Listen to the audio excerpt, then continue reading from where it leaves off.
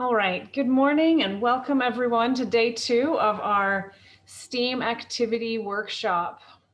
So thank you so much for joining us yesterday and for today. So today we're going to, we'll start off with everybody introducing themselves to Dr. Bertram. Then I will do an introduction for him. He will give his remarks and we can have an interactive discussion. And then following Dr. Bertram's remarks, we're going to have a brainstorming session about materials that are available in various schools and environments so we can better adjust a lot of the activities that we develop, that we have to meet those, and also to be creative with certain materials. Then this afternoon, we have our session 2 with Karkana facilitators. We'll be doing the Talking Like a Scientist session. See about getting as much of the materials as you can. But even if you can't find them all, it's okay. We will be able to, other people can show and share their findings. So without further ado, I think that we'll go and do the introductions that we've been doing before. So I'll call out, and if you can just introduce yourself to Dr. Bertram, then I'll introduce you all to him. Let's start with Michael. Hi guys, I'm Michael and I'm based in Singatoka here in Fiji, and I'm currently a high school teacher here at Glory Gate Baptist Mission School.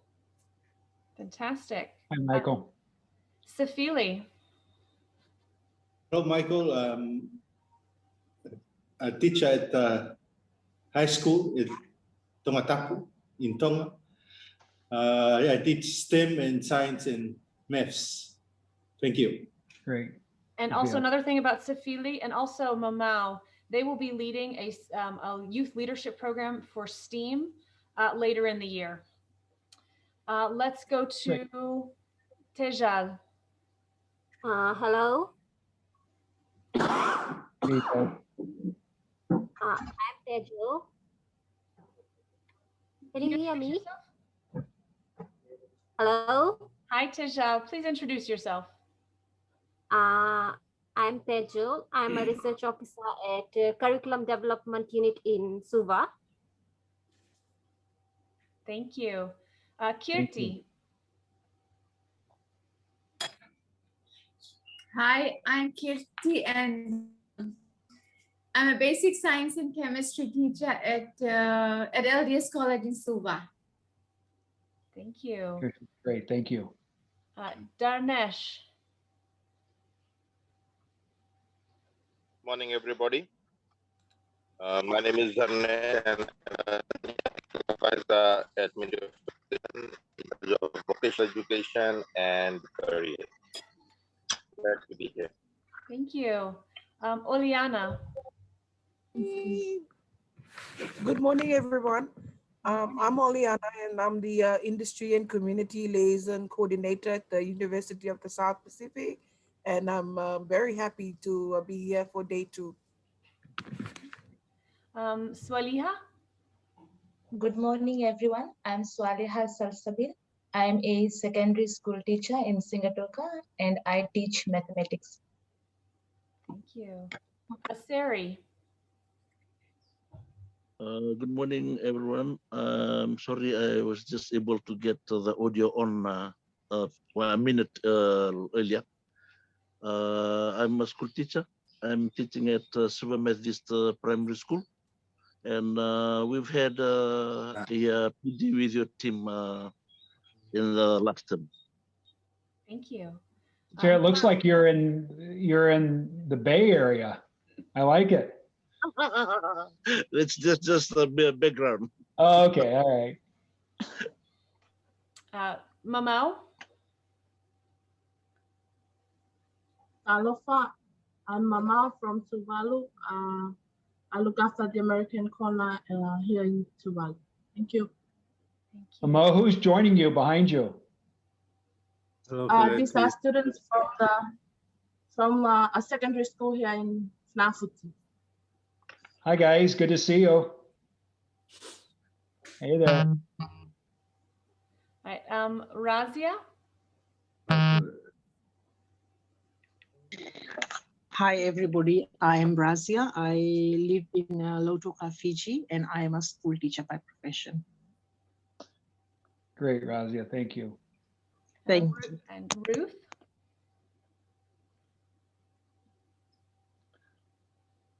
Good morning, everyone. Can you hear me? Yes. Yeah. I'm Ruth Kuilamu. I am with the Ministry of Education, the Curriculum Advisory Services. I look after biology, and I'm very pleased to be here today. Wonderful.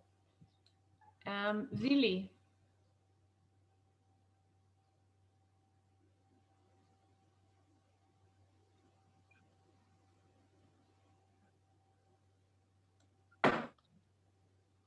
Hello, Mbula, everyone. My name is Vili. I'm from the Ministry of Education here in Suva, and I look after the technology enabled learning and our school broadcast unit. Naka. Wonderful. Thanks, Billy. Saleshni? Good morning, everyone. I'm Saleshni, Education Officer for Physics at Curriculum Advisory Services, Ministry of Education, PG. Thank you. Wonderful. Right there. Asari?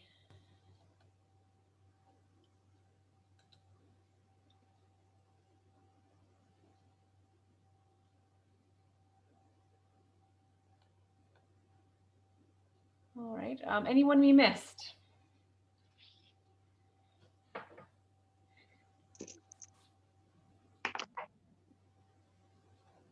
Hi everyone, I'm Asiana, secondary school teacher, and it's exciting to be joining you for day 2. And I can see that so many people have joined today, and I'm excited that the Ministry of Education officials are also present this morning. We had the 1 or 2 yesterday, but nice to see you all. Hello, Ms. Kilamu, nice to see you joining us today. Thank you. All right. Thanks, everyone. All right, now it's my honor to recognize and introduce Dr. Vince Bertram, who's going to be speaking with us today. He is the President and Chief Executive Officer of Project Lead the Way. Since joining the organization in June 2011, Project Lead the Way has grown to serve approximately 11,500 schools across the United States, trained thousands of teachers, and received numerous national recognitions and awards. In 2014, he was appointed by the U.S. Department of State as an education expert in its speaker program. The National Science Foundation, in consultation with the Department of Education, NASA, and the National Oceanic and Atmospheric Administration, appointed Dr. Bertram to the Congress-authorized STEM Education Advisory Panel in 2018. He serves on the Olin College of Engineering President's Council. He has testified before the U.S. House of Representatives and is a frequent contributor to national publications, and is a New York Times bestselling author with books Dream Differently, Candid Advice for America's Students, and One Nation Undertaught, Solving American Science, Technology, Engineering, and Math Crisis. Prior to joining Project Lead the Way, Dr. Bertram spent 20 years in education as a teacher, principal, and superintendent of Indiana's third largest urban school district. Dr. Bertram holds a doctorate in education, a master's in science and education, and Bachelor of Science degrees from Ball State University, a master's degree in education policy and management from Harvard University, and an MBA degree from Georgetown University and ESSAID Business School. He also earned an executive certificate in strategy and innovation from the MIT Sloan School of Management and is an alumnus of the Chicago Management Institute at the University of Chicago's Booth School of Business. In 2018, he received the National Instruments Innovation in STEM Awards, which celebrates an individual who's dedicated to equipping students for successful careers. Dr. Bertram received an honorary doctorate in engineering from the Milwaukee School of Engineering, was named a Distinguished Hoosier by Governor Mitch Daniels, received the Intellectual Contributions and Faculty Tribute for his contributions to the intellectual life at the Harvard Graduate School of Education, and received the Distinguished Alumni Award from Ball State University. In addition to all of this, the last 13 months, he has transformed all of his training and teaching from in-person teaching to online. And so he is a wonderful speaker for us today in the online environment. Over to you, Dr. Bertram. Well, thank you for that kind introduction. And, as I listen to your introductions, I'm just humbled to be part of this experience with you. And I don't think there's anything more important than teaching in our society and the value it adds. And I'm really excited. We have some students here too. So thank you for being here, and just thanks for all that you're doing. And the only thing I'm disappointed in is that I actually couldn't be in Fiji right now, because I'd much rather be with you in person. But those are the circumstances, and I really want to thank all the program organizers and the team at the U.S. Embassy. So thank you for allowing me to be part of this. And so as we come together today, really to talk about the importance and relevancy of project-based real-world learning for students, I have a few objectives. And I'd also, in a few moments, we'll open it to questions and things that you have and you want to talk about, and anything I've missed that you think is really important. And I want to make sure we get the most out of this time together. But let me talk about some of the objectives. One, and I think many of you understand the importance of STEM and STEAM education for our students in our economy, but I'm going to drill down on that a little bit today. Also, just the role that each of you and all of us play in achieving incredibly important outcomes, and why it's important to make learning relevant and real world, and how it's easily accessible and inexpensive. And oftentimes we think about STEM or STEAM, people talk about the expense. I'm going to give you an example though. So if I look at some of the most innovative companies in the world, I'll use one, Apple. I spent some time at Apple's world headquarters. And so I was really interested in the way they innovate and the way they think about their work. And I was invited into their innovation labs. I walked into the room and I was expecting to see all this high-tech stuff that Apple makes. And here's what I found. It was about a 12 by 14 room, 12-foot ceilings, and wall-to-wall whiteboards. And around the whiteboards were a bunch of dry erase markers, right, and erasers. And that's where they were designing the next iPhone. Okay? Inexpensive, but it's where people came together to think and to create and be creative. And thinking about what does that mean for our classrooms and how do we get students to think differently. And finally, I want to answer any questions you may have for me as we work through this. But it's been interesting, over a year now since COVID abruptly and dramatically changed our lives. And before that, it's been hard to imagine we would be together in this way. But just it was hard to imagine millions of students around the world would still be learning in their homes or other places instead of their physical classrooms. I think COVID has really challenged us all to think differently, especially about education. And I would argue the stakes have never been higher. In a few moments, I'm going to also share a slide with my contact information, and I'm going to offer something to you as before we depart, but you can take down my information so we can continue this conversation as well. But I think about what's happened in COVID. I think about companies like Moderna and Pfizer, Johnson & Johnson, and many other biotechs and big pharmas around the world, and how these companies employ people who have worked tirelessly over the last year to develop a solution in this global health pandemic. It does make us wonder, as they recruit talent, how are they ensuring new employees possess the skill sets and experience that are relevant to the current demands of the market? So when we think about this work, and this is where I want to make a significant point, is that this isn't just about classroom activities. Right? This is much more important in terms of long-term outcomes. And so I think about the global health pandemic, it's really put a spotlight on this and the growing need for creative, engaging curriculum that provides students the safety to experiment with problems and projects that are just like what they're going to experience in real life. And while as educators, we race to adapt to a hybrid learning model. For many of you, you've had to do that.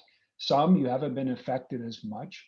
In places, there are places around the world where students haven't been in school since last March, okay? Over a year. In the United States, many high school students have not been in a classroom for over 13 months. So it's really created unique challenges, and I would also argue some interesting opportunities to reflect on the future of our families, jobs, what companies look like, including the opportunity or duty to prepare students to thrive in life beyond this classroom experience. I was commenting before we started today that one of the things that most students around the world are going to be able to put on their resume is they are experts in virtual learning. They know how to collaborate in a deep way using technology. And so for many, it's created new opportunities for us. But as I look at businesses and talk with business leaders around the world, they face a difficult dilemma. Just last week, I was in New York City meeting with a business leader from Ireland, and he was lamenting on the same issue, that the demand for skilled workers around the world has never been greater. But at the same time, we just don't have enough people to fill the kind of positions that are being created. You know, I look at hiring managers, almost 75% of hiring managers agree that there's a skills gap between the current labor market and what we need. And 48% of those say that the candidates that get or lack the skills need to fill open positions. So as it relates to how we prepare students to compete in our global economy, I think we have to ask ourselves, are students developing the right skills and mindsets to have enduring careers? And if you look what companies are asking for and what we're delivering, there is just a void and a disconnect. So many of the things we're doing today are for enduring careers and things that are going to last our students for a lifetime. And over the years, I've observed thousands of students go through formal education to great careers, and just as many hit dead ends. The question is, what's different about their experience, and what can we do to help students navigate these pathways to economic prosperities? And that's where I focused almost all of my attention in my career. You know, around the world, we had this intellectual debate about the role of pre-K-12 education. But I found that there are no measures of success that include unemployment, underemployment, or poverty. And the skills gap represents the greatest threat to our regional and global economies, our national security, and our students' economic prosperity. We did something in our organization a couple of years ago with Burning Glass, a national research organization. And here's what we asked them to do. We wanted them to go and look at job openings in their database. And they looked at 150 million unique online job postings. And they mapped these skills to a taxonomy of over 17,000 discrete skills. And here's what they found. It really came down to 5 transportable skills that students have to have. They have to be able to problem solve and to think critically and to communicate and to collaborate. And they need to have a sense of ethical reasoning. And I think about STEM and STEAM education in general, all these are embedded in this work. These are the kind of skills that we can help students develop. The demand for these transferable skills outpaces the demand for all other skills. If our students are equipped with these kind of skills that come from the experience that we provide them, they have an opportunity to have great and enduring careers. And when we combine these transportable skills with technical skills, the demand climbs even more. Over 91% of STEM occupations request transportable skills in the majority of the openings, compared to 55% of non-STEM occupations. And too often, the conversation about what gets taught in schools loses sight of the real purpose of an education, and in my opinion, helping students learn the skills they need to succeed in life. And we also find that students can't be what they can't see. So giving them projects and problems that reflect the real world drives their motivation and learning. It also can transform them from dreamers in the classroom to doers in their careers. I'm going to offer to you, and I'll send you my email address in just a moment, but a couple books I've written, and I'm not selling books, so I want to be clear about that. I'm going to give you one, right? But if you'll send me an email and tell me where to send it, I'll send it at no charge. But the idea was, how do we get students to dream differently? And the thought was that for many students, we say to them, just dream, follow your dreams. It's just not a career plan, right? And for many, they lose sight of the skills they need to have these kind of enduring careers. So that's why I want students to start thinking differently about their experience, but that's then incumbent on us, right? To help them understand the relevancy of learning, why the work they're doing in our classrooms today really matter. Right? And we can never lose sight of the impact we're going to have on our students. I know as educators, sometimes it's hard. Teaching is hard. Right? And it's hard to reach all students, but there's nothing more fulfilling and gratifying than our students coming back to us years later and say, thank you for making a difference for me. Thank you for believing in me. And all of a sudden they're graduating, you get these invitations from your students. That is powerful. And what I want is for students to leave us and come back and say, hey, thank you for helping me toward a great career. Thank you for helping me develop these skills that I need for my career. So moving forward, say, think about the experience we have. As we know, the early childhood years are particularly defining for young learners. And it's during that time they experience the most critical point in neurological and brain development. They demonstrate this innate drive to observe and explore and discover. It's also a time that students are convinced what they're good at or bad at, and it's based on their experience and what they know and what they learned. Too many students learn at a very early age that they're not good at math and science.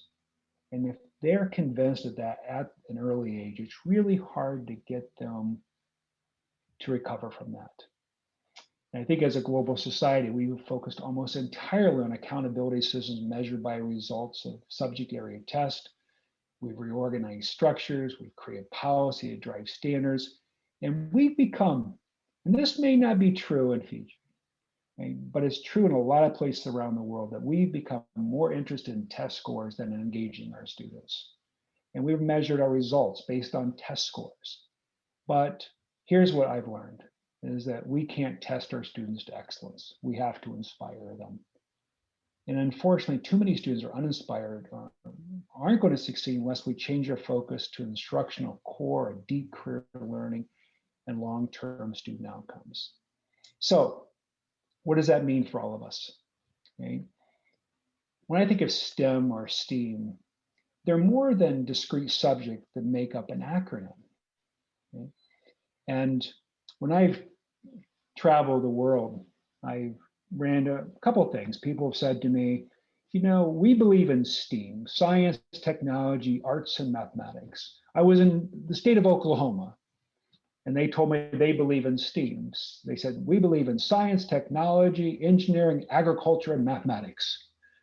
I went to South Korea, and they said, we believe in STEMI. I said, what is that? Science, technology, engineering, mathematics, and innovation. And then I went to Texas, and they said, we believe in STEAM, science, technology, engineering, athletics, and mathematics. I mean, everyone creates their own acronym. What we've really tried to focus on, it's more than that. This is a way of teaching and learning. It's the decompartmentalization of education. It's helping students understand that everything connects, that these aren't, again, discrete subjects. So if we're going to engage and inspire and empower our students, we have to help them understand these things. If we want innovation and entrepreneurialism, these are the critical things. So I'm going to go through some examples, both in how we've approached this work, some examples of what I believe are low cost, highly accessible type of experiences for our students, and also how we can make the connections. So oftentimes, people will look at music, for instance, the performing arts, and say, you know, these aren't STEM. I would argue that it's all connected. Here's some examples. If we're producing music, we make instruments, and we can make them from rudimentary type of things. It doesn't have to be elaborate. You know, we create sound, right? And the way sound travels, and all that's science. The performing arts, whether it's rigging or design, lighting, sound, all this is STEAM coming together. And students can learn how it's connected. We take stories like Jack and the Beanstalk and use it in language arts, right, to teach students and how they make things. Very simple to do. The visual arts, whether it's canvas or paints or brushes, you know, the students can use all kinds of things to create. Again, that are inexpensive, but still bring an understanding of how it connects to all of this. In physical education, wellness, things like heart rates and the science of health and what it means, and food, or cooking and measurement. All these things are connected. And I could argue that almost everything in our society is connected in meaningful ways. But when our students start to understand that, it's pretty powerful. And then we have to start early, and really establishing confidence in our students, even if we're not particularly confident in subjects ourselves. Okay?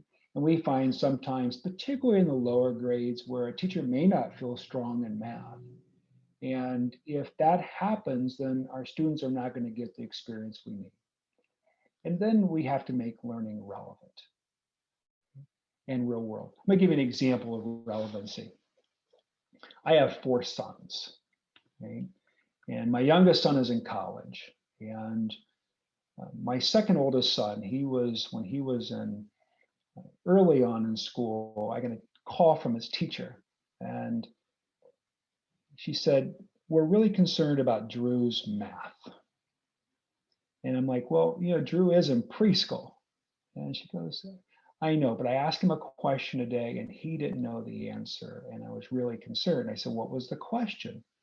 And his teacher asked Drew, "If you have 12 pencils and I take 4 away, how many pencils will you have left over?" And my son looked at his teacher and said, "Who cares? I only need 1 pencil." And what I learned from Drew that night, we were talking, I said, "Drew, I gave him a simple math problem from a sporting event that we were watching. And I asked him, I said, 'Drew, what's the score?' And he told me, I said, 'How many points are we down?' He said, 'We're down by 5. And I'm like, we don't have a math problem. We have a relevancy problem. The things that we're asking our students just don't connect with them. How do we take things and make those connections? For example, in mathematics, we'll give students worksheets and we'll give them circles and we will measure circumference and diameter and radius. Okay? What if we were to do the same thing with a rugby ball? Okay? The measure of the football, the measurement of the field, of the goals. I think about rugby has one of the highest incidence of concussions of all contact sports. How do we use data analytics and predictive analytics with the sports that are offered that students understand and they're excited about? We use predictive analytics and things like ticket pricing. Okay? And they can really take something that's critical, that's very low cost, and we can teach mathematics, we can teach biomedical sciences, we can teach computer science, and almost all these disciplines can be tied to these things. And then we have to foster curiosity. What we have found in many places around the world is that students come to school at an early age, and I saw some pictures of some really young ones on here too, but they come to school with this curiosity and these questions, and then we teach them how to do school.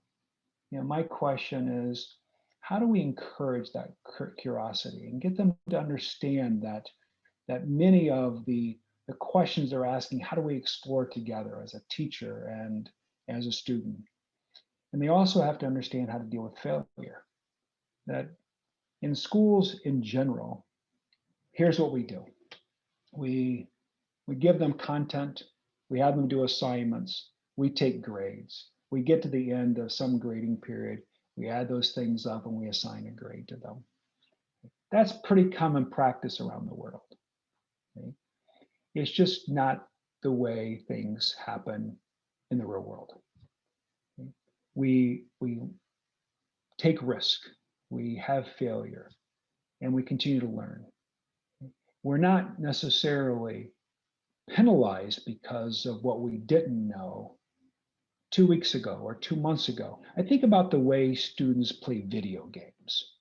Okay? Maybe you watch students participate. They play these games like Roblox and Fortnite, these global sensations, right? That are just bringing millions of students together, but they don't quit. They persist, they keep pushing forward, they learn, they strategize, they navigate, and then they're rewarded for getting to the next level. Why aren't we doing that in our classrooms? Okay? And we have students who don't receive enough points, they fail, they repeat. Those are the things that I would really like for us to reconsider. So I'd like to open it to questions here in a few moments, but I really encourage all of us to continue leading and thinking about ways that we can bring these type of activities, these low-cost, accessible experience to our students. How we can substitute some of the things we do for things that are real world, that are practical, that the students are hands-on for our students. And that's how I believe we can really inspire them. And I think about the role of the teacher, and and for all of you, I just commend you for all the work you're doing and your leadership and your belief in children. And going into education is a big choice and is a lifetime commitment. And I've been in countries where I really believe that teaching is absolutely the most critical profession. I said in the outset, and I learned something a few years ago. Joshua Haidt is one of the world's greatest violinists. He was asked, he said, "What is the best advice you've ever been given? You're a world-class violinist. What is the best advice you've ever been given?" And he looked at the person and said, "I was told to keep practicing, and one day I may be good enough to be a teacher." Right? And I think about our work and the fact that you're here and engaging in this kind of experience. We just continue to improve our practice and continue to learn from one another and to collaborate in ways that are incredibly meaningful. And the outcomes are serious, the outcomes are critical for all of our students. So I'd like to pause just for a moment and just open to think about questions you may have or anything you'd like me to expand on things I've shared.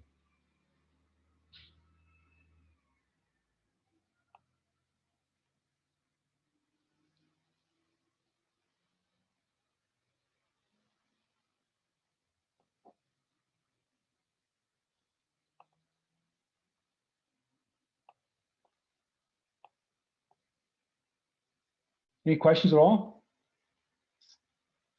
So let me ask you a couple of questions then, right? And if you have questions, you put in the chat or just unmute. I'm curious, when you think about some of the barriers or challenges you face, engaging students in project-based learning and activities, tell me what are those challenges? What are you experiencing now?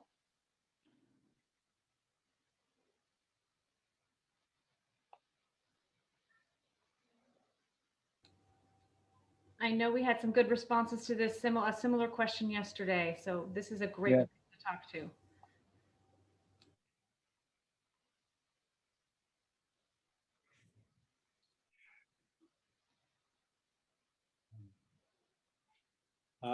Thank you, Michael, for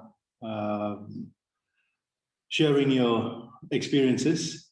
From my end, I work at the high school which take in the majority of less fortunate students, who 70% of the students who did not pass the high school entrance. So it has been a struggle for all of our teachers to implement the current provided syllabus. So outside of that, we had to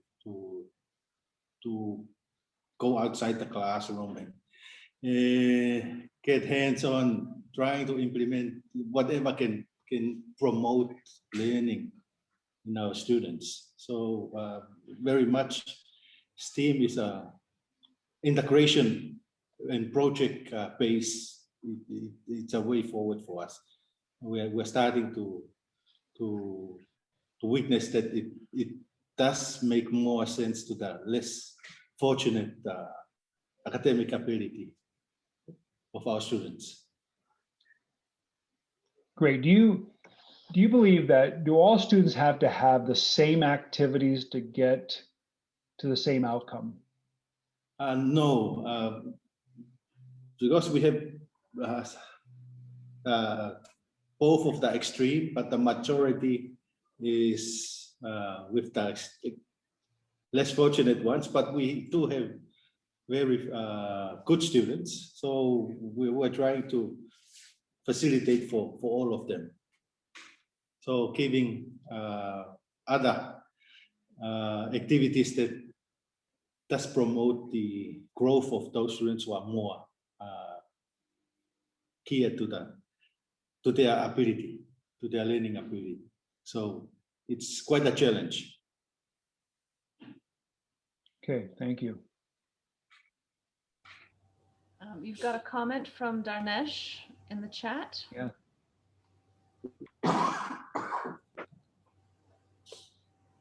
Says, I believe the context of each school needs to be considered when doing project-based learning. The problems and the solutions need to be tailored to their resources and needs.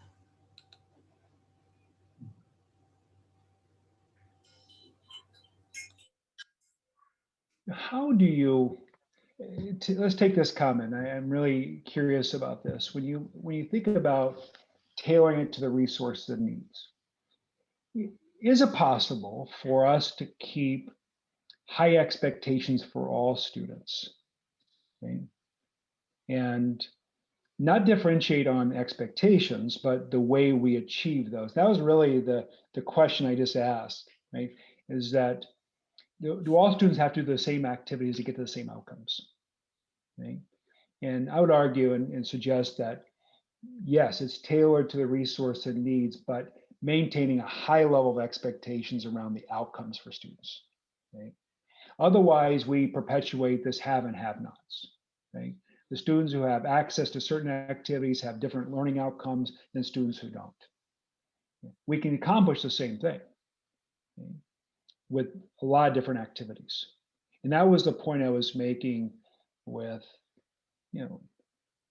teaching certain content, like in mathematics, whether it's something as simple as diameter, circumference, and radius. Okay? We can use all kinds of things to do that. Okay? And it could be things that students really enjoy, right? That they may all have their own activities, and we use that as a learning tool. And then what are the natural resources that are available to students that are differentiating for them, okay, that can really build? So I agree. I just want to make sure that we think about, here are the outcomes, here are the high expectations for all students. Now let's think about the different activities and resources we can bring to this. Other thoughts? Good morning. Well, Can I? Yeah, go ahead. That's okay. Go ahead. Go ahead. All right. Okay. I'd like to thank you for your presentation. I think I made a comment on that yesterday with regards to making the learning relevant.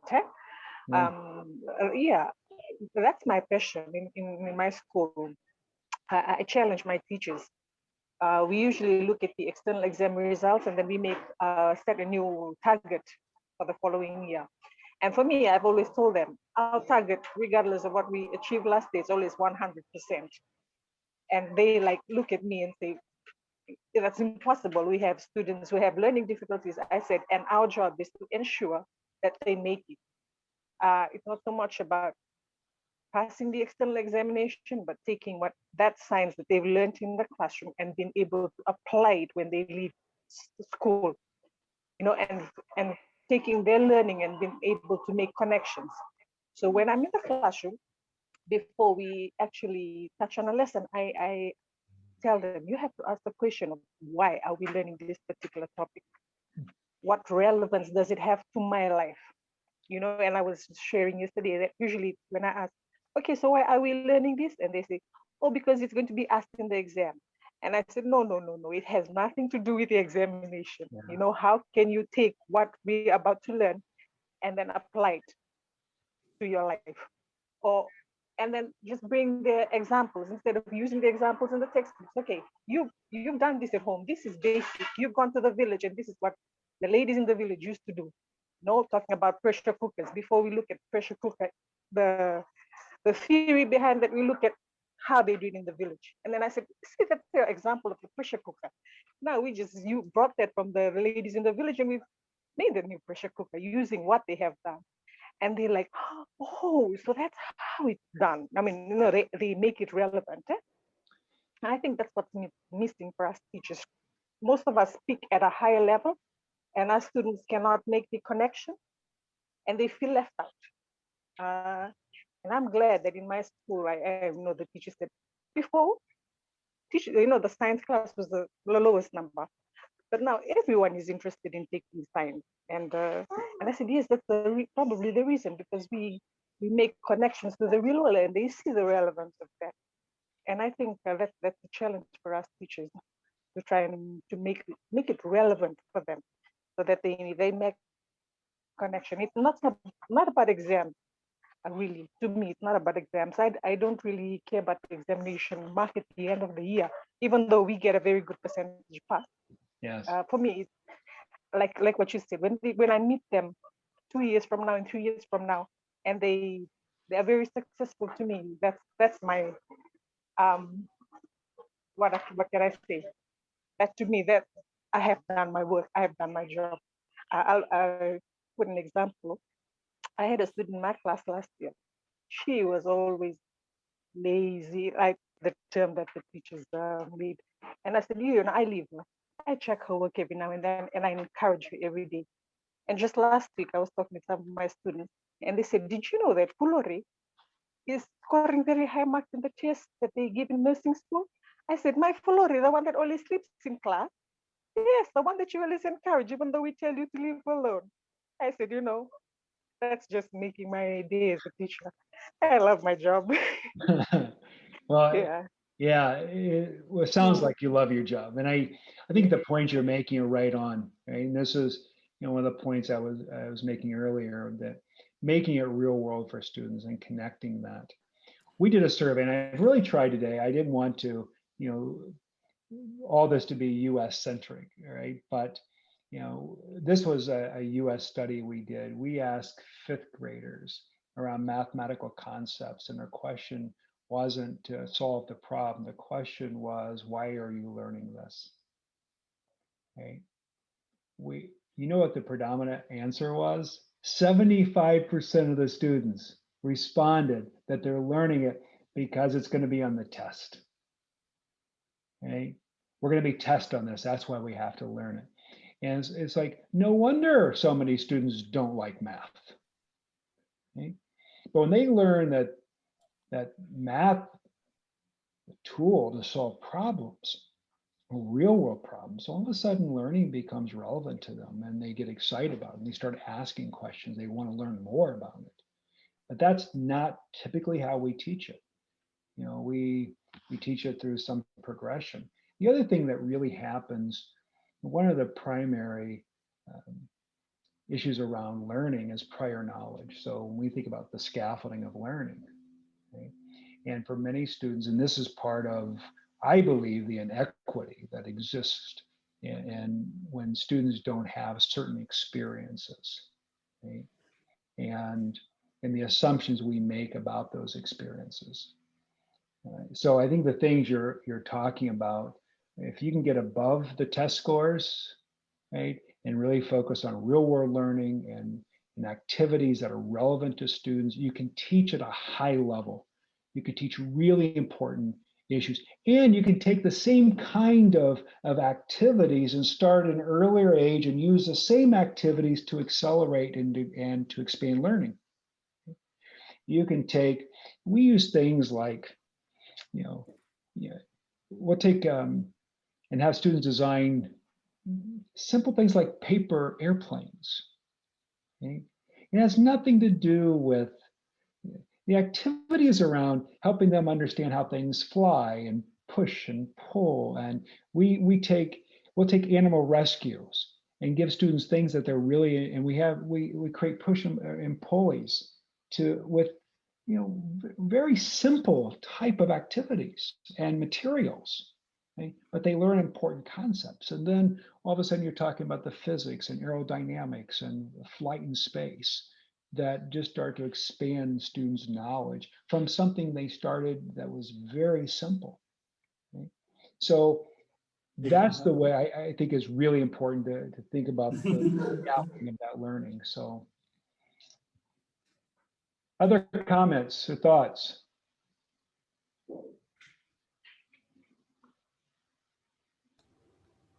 In your experiences, you know, I made a statement earlier, you know, that students make decisions whether they're good at things like math and science in a very early age. Tell me about your experiences. Have you found the same thing? Do students, you know, do they, you know, what are the challenges if they don't believe they're good at something? I mean, have you found that that's consistent, that that happens at a very early age, or is it something as math gets harder over time that they lose interest in it? Any particular reflections or thoughts on that? Can I ask Oleana to address this, because she works at USP and this is one of their major challenges? Yeah.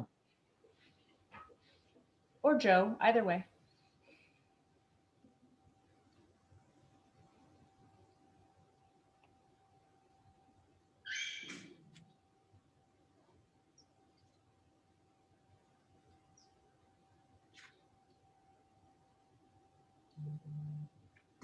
Sorry, Oleana or Joe, could you maybe address what you feel, what you see at the university level when with people's the confidence in math and science? Good morning. At the university, like I mentioned yesterday, we just have the two extremes: those that love maths and those that we have to force to love maths. And you know, there's a lot more emphasis on remedials and one-to-one tutoring, mentoring. You know, the big classroom setup, the lectures and tutorial sessions are not enough. We've had to set up things as such as peer mentoring, which is students from the same class, high achieving students are being engaged to mentor and tutor one-to-one students that need assistance. And on that note, as the industry liaison person, I speak to a lot of companies. Basically, I'm the one that goes out and has conversations with the industry. And I'm talking about engineering industry, the education sector, various industries. And the conversation is all the same. What is happening? Your graduates are not able to critique and problem solve, and they've got the brilliant ones, but they're talking about the normal graduate that's coming up. And even the brilliant ones, they're not able to communicate. So I really like today's session where you alluded to in the earlier in the beginning, where about the research that was done with the broken glass. And I mean, it was just spot on what we're having here, what the problem that we're having here. And it's so good to hear from a person of your caliber that the problem is same all across the world. Well, it's not a problem. It can be, it's a work in progress, I suppose. Thank you. Yeah, thank you very much for that. And I really appreciate your connecting back to industry and, you know, and the importance. And this is really going back to one of my statements as well, is that so many of these entry points, people think about, you know, pre-K through 12, then going into post-secondary or college, into the workforce. But what we sometimes fail to recognize that those entry points are actually much earlier in the pipeline, right? That it's not just when you reach a certain place. I'll give you an example. And this happens in higher ed, going into college universities. Think about a student in some of our highest growth, highest earning careers, right? And many of them are around STEM. And again, that's just global. If students don't believe they're good in math and science, how much of the economy or career paths are just shut off to them? They're not going to pursue it. Here's what we've learned around college admissions as well. You know, students pick majors or what they're going to pursue after high school based on 2 or 3 factors. Okay? What they're interested in. I mean, that's pretty easy to, you know, to arrive at something. They've had a good experience in something. They've been predisposed to some kind of career pathway, okay? And they pursue it. without necessarily looking at what the demand is for it, right, on the other end. But here's another that we have found that is very troubling around college admissions and college decision making. Students choose majors based on what they want to avoid. Okay. And they'll look at courses that are required. If something's requires them to do more of what they don't think they're good at, they avoid it, even if they could actually do it. One of the books I've written in the Dream Differently book, we actually interviewed a number of people. I've included 3 or 4 of those examples, and one was from an engineer at Lockheed Martin. Lockheed Martin, one of the largest defense contractors in the United States. And here's what he shared is that he really wanted to be an engineer, and he wanted to work in the aerospace industry, but he didn't think he was very good at math. Okay? And what he discovered was that he just kept pushing, and he had some people pushing him. And he discovered that when he got into his profession, he did not have to be a mathematician. He just had to be competent in it, and he can learn it. Okay? And I would argue it's the same with anything. When you look at any skill, people say, well, they're a natural born leader. They're a natural born. That is not true at all. Right? It makes for good conversation, but it's not accurate. People learn leadership skills. You learn to ride a bicycle. You learn to talk and walk. You can learn math and science too, right? And you don't have to have these innate abilities to learn these things.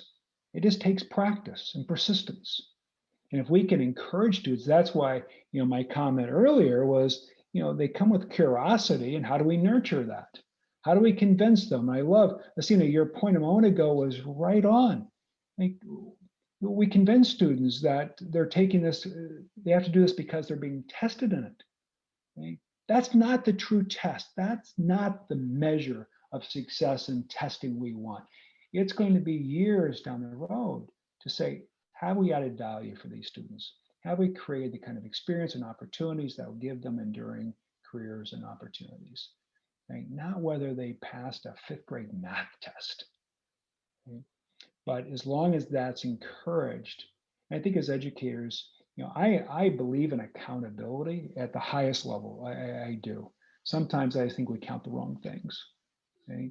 Or we're not counting enough of the right things. Okay? And I want our students to be inspired. And I think the things you're talking about, the things you're working on, today, and the comments you've made are the things that are inspiring for our students. Okay? So. Yeah, thanks for those comments and your questions. I would love to send you a copy of the book, and I recognize that it does say for America students. And my next book, though, is about all students around the world. But I think there's a lot of commonality here. And the idea and what that book is really focused on is getting students to think beyond 5th grade. And not to believe that you learn something in 1 grade so you can get to the next grade or you can pass a test, but understanding that what we're learning today is just going to build on a set of experiences that will lead you into a kind of pathway that you desire. I have never attempted to encourage students to go into any particular pathway or any career. What I've said to them, I want our students to have choices. Okay? And like for me, and I being somewhat facetious here, but it's true. Like if I have an interest in something, but I can't do it and no one will pay me for it, it's called a hobby. Okay? It's not a career. Okay? Like I can say, well, I want to be a professional golfer. That's fine. I don't play golf, so I'm not going to do that. But, it doesn't matter if I can't go out on the golf circuit and make money playing golf. Otherwise, I just pay to play on the weekends if I want to do that. That's not what we need for our students. They can have great hobbies, but they need to have careers. Right? And the more the skills that they develop will determine what those career paths are. Not the narrow one, but the broad opportunities for students. And the more skills they have, the better refine those skills, the more opportunities they have. And then they can choose. What we don't want is for those choices to be very narrow because they missed out on skill development. Okay? And I think particularly in the fields we're talking about, without those skills, the career pathways globally are severely limited for many of our students. And I think about the pathways all of you have gone through and your experiences. I mean, you're in leadership positions. You could go do anything you want to do. Right? I'm very proud and to be in this profession with you. Right? And to know that we've made these choices, but we have choices, and I want our students to have the same thing, and I know you want the same for your students. So I'm gonna send you this book. Just send me an email and tell me where to send it, right? And Dr. Bertram, we send it to the US. I'll send you the address for the US Embassy, and then it's like sending it to the United States, so you don't have to deal with international shipping, and we can arrange to distribute. That's kind of you. Thank you for doing that. I appreciate that. Before we close out, I love you. Yeah, please. I was wondering if you could share with us maybe one or two examples of some of the most interesting or unique or creative interdisciplinary activities or collaborations that you've seen, just to kind of get the juices flowing here. Are you talking about when you say collaborations and just? Well, because the whole idea of STEAM is that we work across the disciplines. Yeah. And so something that could get thinking. Yeah. First of all, you're in a cohort right now of great thinkers, and you're going to have a lot of different experiences. Don't leave this and stop working together. Right? Stay together. Share your experiences with one another. And I think there's tremendous learning and value that comes from that. The other is even within our schools, I'm going to go back to an earlier point I made around the acronym and discrete subjects. I wouldn't treat these subjects as discrete subjects. Right? Think about how we connect across all disciplines and bringing teachers together within schools and seeing how all of this connects is incredibly powerful. We literally have schools that have cross-functional, cross-discipline teams that they bring the arts and all forms of art, visual performing and instrumental music, choirs, they all come together along with physical education and social studies and math and science. They come together and they look how they make connections and create real world examples for students that reinforce the things they're learning in other subjects. Right? If I'm a music teacher and all I'm teaching is music, that's very limiting. What if I can connect it and say to students, hey, I know you're learning this in math and here's how this applies. Or here's the science behind this, and teaching that from a different perspective is pretty powerful. We have a lot of examples of schools that do that intentionally. It takes time. Yeah, it does. But once you get into that routine of doing that and calling those things out, it becomes very powerful for students. And the constant reinforcement is pretty important.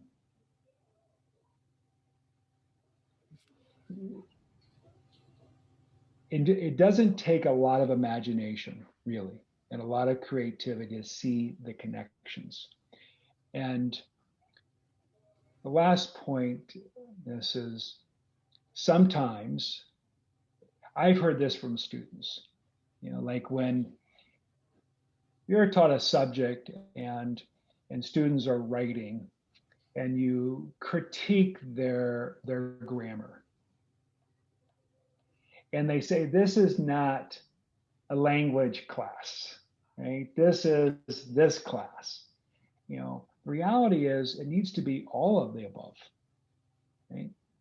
I may not give the grade in this particular subject, but it's all connected. And it's the way the real world works. When they get into companies, in Dream Differently, there's an executive from Google. Okay? And in the interview with him, one of the questions, what are the most important skills you have? Here's what he said, I'm paraphrasing. He said, listen, at Google, we're all smart. That's what he said. We're all smart. You don't get hired if you're not smart. And they have all kinds of assessments to determine intellectual capability. Okay? But he said the thing that separated him in his career and allowed him to grow was his ability to write. It was his writing ability. He said, I can take an idea and articulate in a way that people understand it, okay, and make meaning of it. He said, other people are just smart. They can code, they can do those type of things, but they can't share their ideas. Okay? So I think we can bring all those things back for students to help them understand that all these things are connected, all these things are important, and teachers can reinforce all that with each other. One last closing comment here that I think is really important. And Alina brought this up a few moments ago, and I think it needs another point on it. And that is helping students understand careers and the connection to careers is also important. I think you can take almost anything they're learning and say, here's how you're going to use this in the real world. Have you ever had students say, when will I ever use this again? Hey, that's a common question. Like, why am I learning this? We should be able to tell them. We owe it to them. And I would argue we shouldn't be teaching anything that they're never going to use again. Okay? And we want this knowledge and these skills to be transportable. We want them to be enduring. And if we can show them how it connects to a career path, that's pretty powerful. So this has been, I really enjoyed our time together today. I know we're at the end of our time, but thank you for all that you're doing. And thank you for your commitment to our students. And you just make a real difference. And I said this at the beginning, but I want to repeat it. Sometimes teaching is really, really hard. And the kind of conversations you're having now, they're hard. There aren't simple solutions or we'd all be doing it. But there's nothing more powerful than coming together and learning together and having these kind of experiences to continue to grow. And there's nothing more fulfilling as an educator to see our students succeed and to really go do good. Okay? And how they connect in their communities, how they have careers and what it means for their families. And, I know for many of us, Sophia, you brought this up a moment ago, and I think it was right on. You said all the, students who are low income or disadvantaged in some way. For all of us, we have this empathy. We also have this drive to lift them up. Okay? And that's why I think all this is really, really important. So again, let's stay in touch. And I'm going to real quick just share one screen with you. It just has my contact information on it. And, please, there's my email, which is at vbertram@pltw.org. If you have any questions, any thoughts you want to share with me, anything I can learn from you, please share those. I'll send the books to the embassy. You'll get those. And then I hope you'll take time. It's a short read, easy read, but I'd love to get your feedback on it.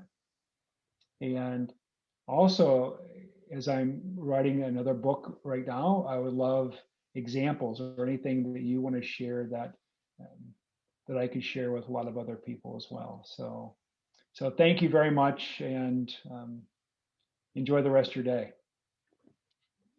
Thank you so very much, Bertram.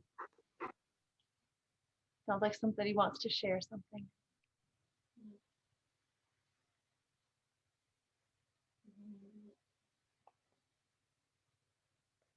Is that you, Asena?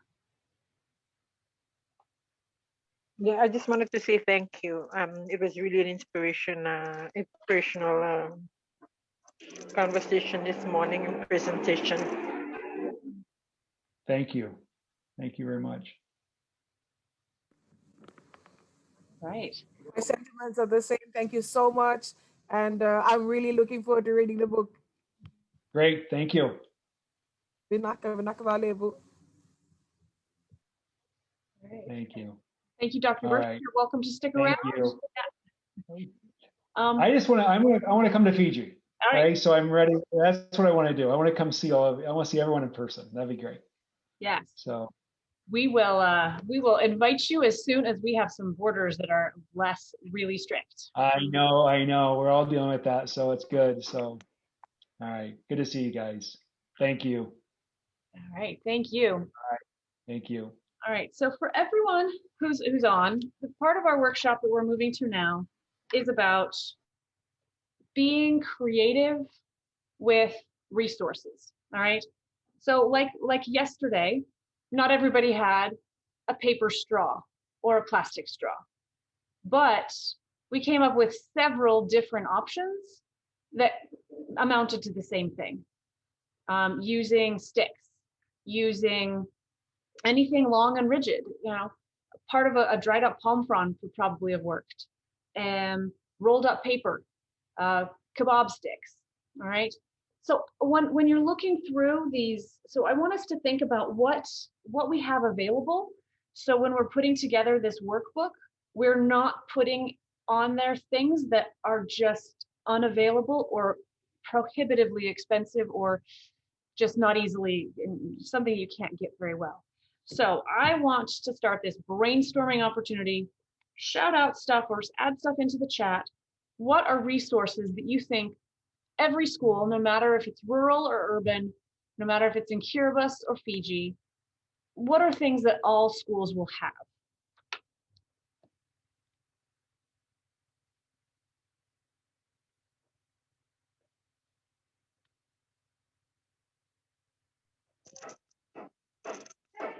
Blackboard, duster, and chalk. Okay, chalk. And duster. But you're also mentioning a chalkboard, right? Chalkboard. Yeah, chalkboard. What else? Paper. And books. Paper.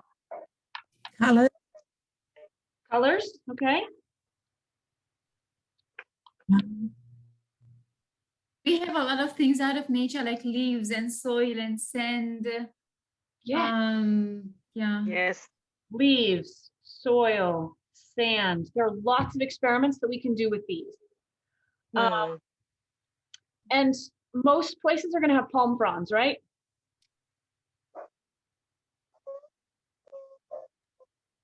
True? What was that? Palm fronds. Sorry. Most places will have palm fronds, yes? Yes, yes. There are lots of things. Palm fronds can substitute for a lot of different types of building materials because they have parts that are soft, they have parts that are quite rigid, easy enough to cut up. So,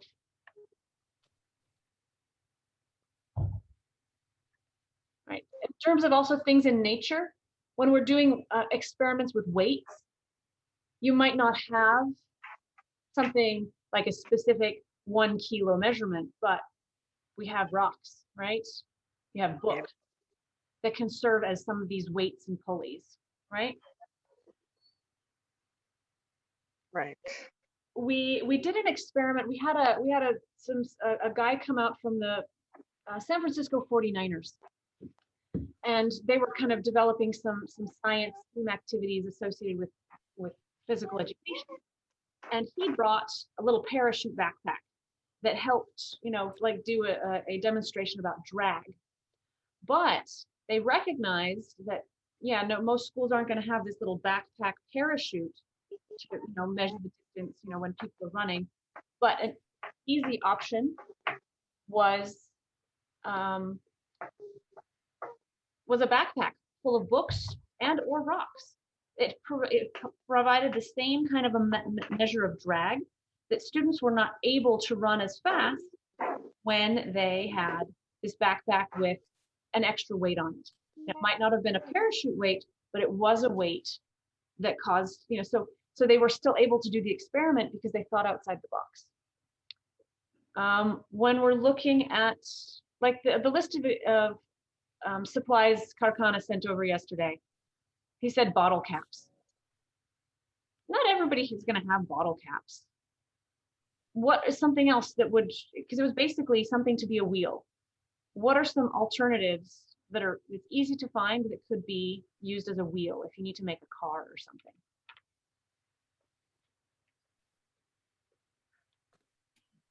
A piece of wood that is like nicely carved, smoothly carved. Piece of wood.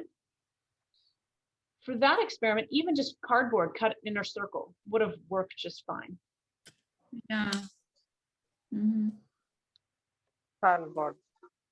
Is cardboard readily available in a lot of places? Yes. Yes, we have boxes in schools. Papers brought in the boxes. A lot of these experiments that we're looking at, these activities that we've looked at, involve paper tubes, like a toilet paper roll, like the center of a toilet paper roll, or a like a paper towel roll. Or do people have lots of those, or would they be easy enough to make with like paperboard?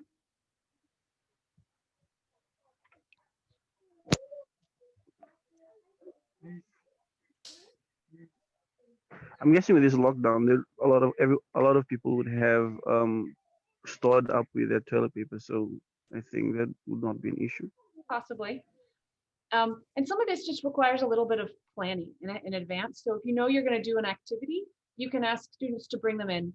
It was a standard part of growing up in the United States saying, okay, we're going to be doing this project. Bring in your cardboard rolls, bring in boxes, bring in egg cartons, So students were participating by gathering things just from home. What about egg cartons? Are those pretty common? Yes. Yeah, it's yes, common. yes. Okay.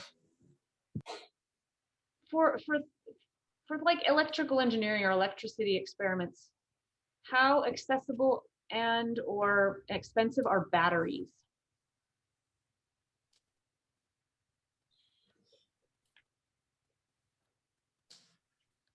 Yeah, they're pretty accessible. They're cheap. They're relatively affordable.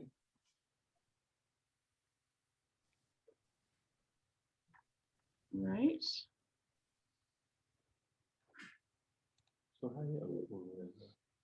A packet of penlight batteries in Fiji is around $250 for the cheap ones, and up to almost $10 for the more expensive one.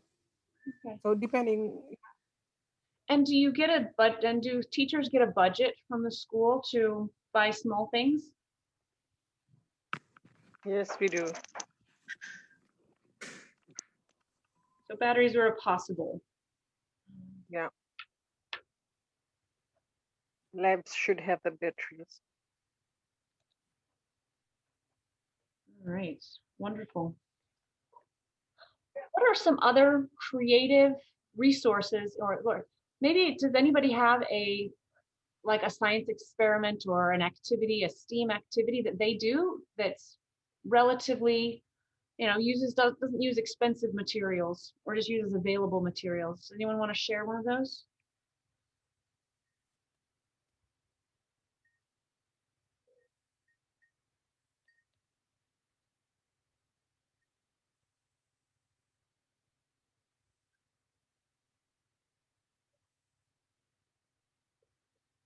I'm sorry, can you just repeat the question, please? Question is, does anyone who's present here have a STEAM activity that they use in the classroom to generate interest that they could share with us?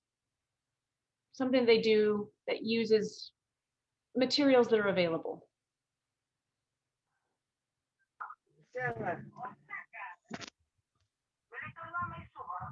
Yeah, for our basic science class, we do activities for like body systems, like the digestive system, respiratory system. In the ministry textbook, there's a very simple activity. For example, for the respiratory system, we just have a balloon, a little bottle. So the balloons can represent the diaphragm and the lungs and a straw, and then it works perfectly to demonstrate how the lungs work. And for the digestive system, we can just take like cardboards and like balloons and make a 3D model of the digestive system. We once did it in our class, and the students learned it so well, compared to the ones we did not made those models. So yeah. Would you do me a favor and write up this activity so we can include it in our book, our little booklet? Okay. Fantastic. Yes. Was everyone able to access the Google Drive that we sent around, that Violet sent around on Monday afternoon? Yes, I was able to access, and there's so much information available on it. Okay, so there's there's a lot in there. One of the documents in there is the template for the STEAM activities. And what I'm requesting everyone here to do is to take an activity that you already do and put it into that little format. It's supposed to be really basic and simple, so anybody could use it.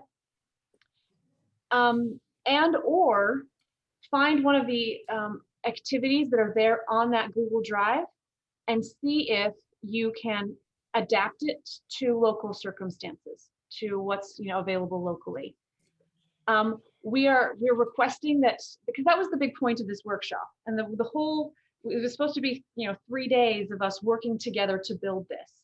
Because we can't do it in person, what I'm hoping is that you can do it virtually, and then look at the materials and think, okay, yes, this is something we can do. We might not have this exact thing, but we can try something else. Instead of, if you don't have paints or dyes, pressed flowers, press flowers to see what kind of dyes you can get out of those. I don't know. I'd like people to take some of the activities and see if you can adapt them to what works for your environment, because we don't want this to be expensive. We want this to be as possible for any teacher to do. We do have prizes, so whenever you can get us these like 1 or 2 page activity sheets, that would be great. But we do have prizes, so we have several like makerspace things that you can use that can augment. We have so I have about 5 prizes, but we also have everyone who submits something will definitely get a participation something as well, because we really want to have a deliverable, something that we can share with teachers all over the place, something that's useful for you, something that's useful for teachers across the Pacific. So the more you give us, the more chance you have of getting one of the big prizes. So I'll send that when towards the end, probably tomorrow. I guess this is the other part of the discussion. We have another hands-on meeting today with Karkana. Tomorrow we have 2 optional meetings. I'll let me know if anybody wants to participate in either of those, so we can. Oh, and from Shaleshni, yes, you can share the Google Drive with anyone. But one of the things that we want to do is make just a booklet to make it really simple, because we know that in there's activities, there are lesson plans in all different formats. We want to just make something standardized that is kind of simple. They can say, oh, this is the activity, it's this for this competence, these are the materials you need, this is how much time you need to do it. And so then we'll compile this. Once it's done, we'll get it printed for those that we can print them And then we'll also have a digital copy that we can send to anyone that we can share as widely as possible. Because the big idea is to make science learning practical, to spark kids' imaginations. As they mentioned yesterday in the afternoon, you know, the glider activity, you could do that with any science class, even, you know, a year 1 to a year 12, and they can all learn different things from it. So that is the really big idea of this whole thing. We would like to create a booklet of fun activities that anyone can do to make science and STEAM learning fun, attractive, engaging. So that's the challenge, and we look forward to seeing what you guys can come up with. Having this list is really helpful. We might send out some, you know, I'll ask you later, what can we substitute? If we don't have this specific thing that they've mentioned, what can we use instead? Because I think we want to make this as useful for everyone as possible. And so we really appreciate you guys being here to give us your expertise, your ideas, and share this. So we know that Kirti is going to do one about, you know, the digestive system, pulmonary system. Sounds really awesome, really interesting. There are lots out there. One of the other things on that Google Drive was a bunch of STEAM challenge cards. Now, this is something that you can do without necessarily any specific materials.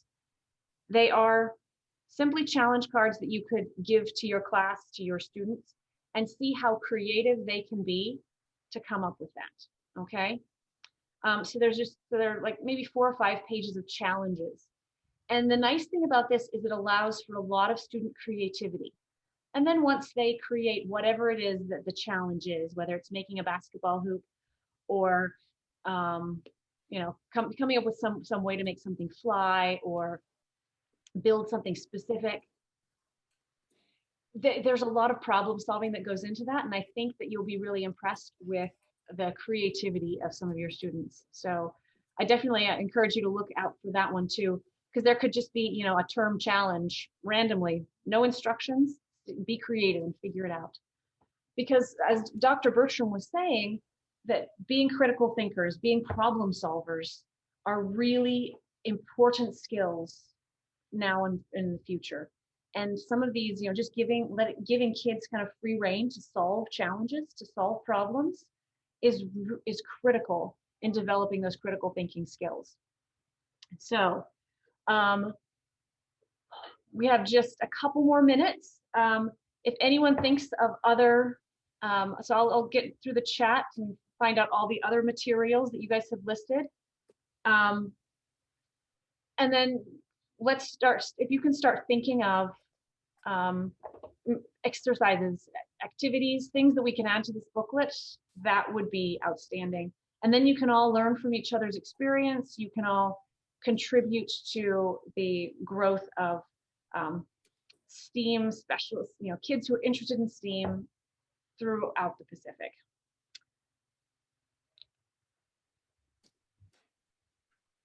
And so, yes, you can share the Google Drive. Okay, fruit. Yeah, okay, that's a good idea. There's a lot of experiments you can do with fruit, making batteries and such.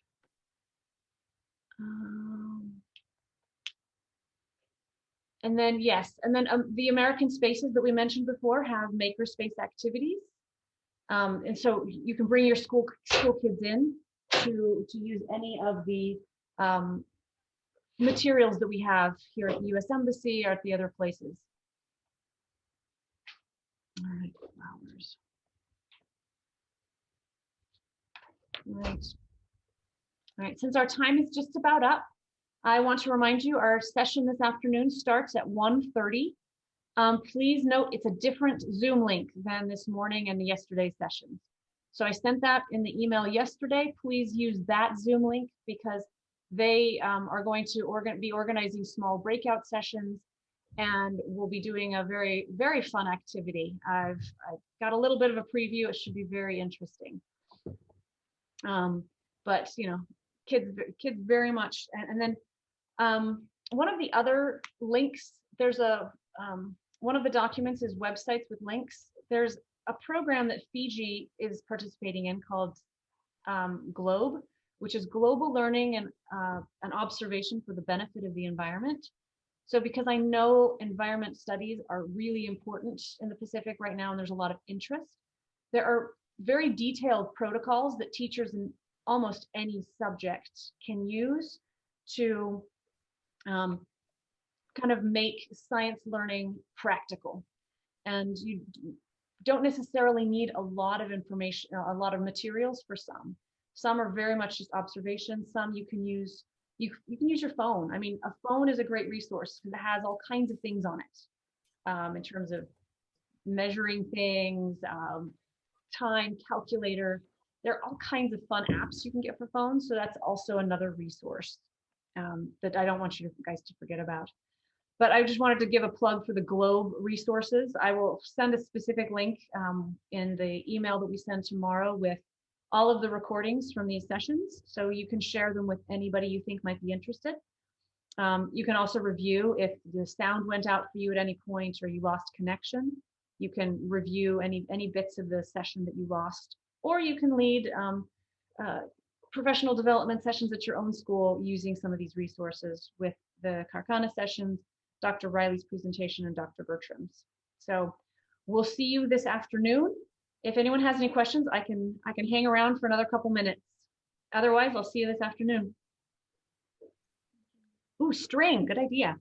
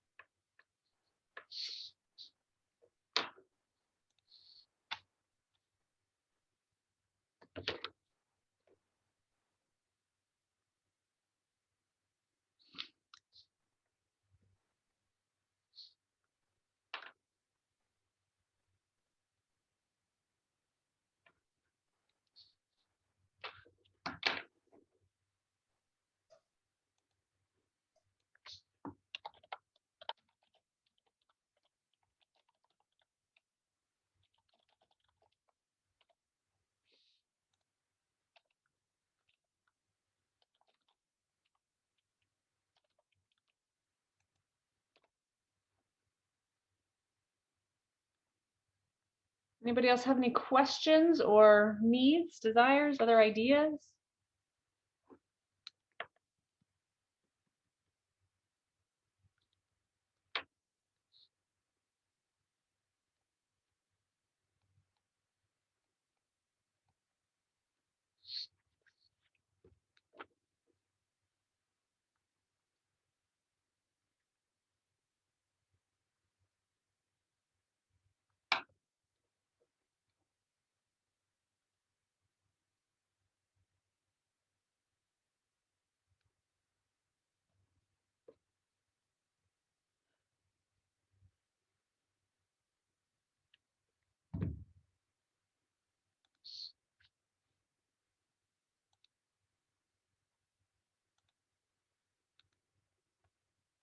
All right. See you all then. See you all this afternoon.